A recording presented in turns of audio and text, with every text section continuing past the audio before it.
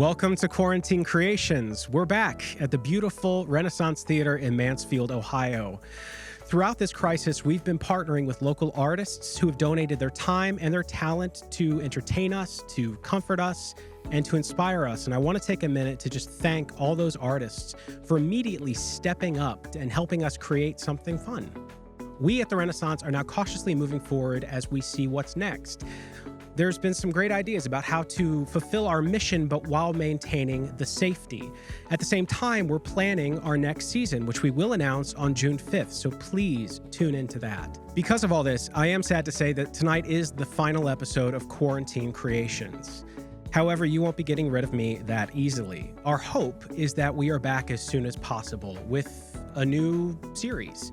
New content, new guests, and an inside look about how we are moving forward as an organization and also as a community.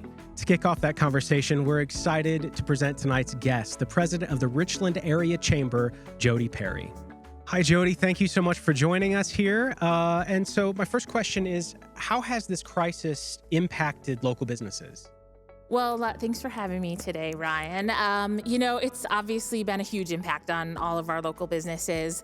The stay-at-home order certainly shut many of them down completely.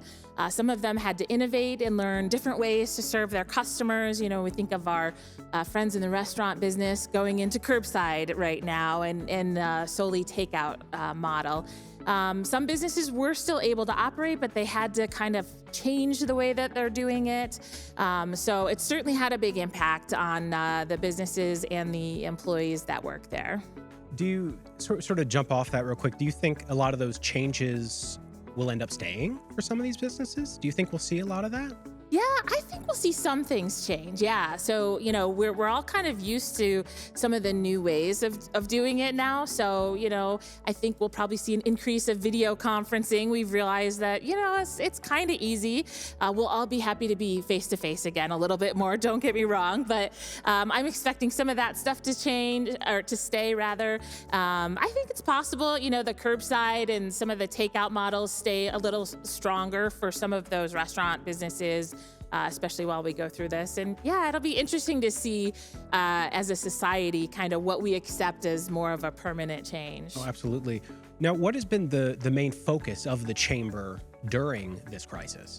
So, I think probably our biggest thing has been a communicator role. So I now, as of yesterday, have sent out 24 very lengthy emails to businesses throughout the last month and a half, packed with information. So, there's so much changing day to day, different rules, there's different help available for them. So our team really has done a deep dive into trying to explore all of those, distill it down and give them the most important things.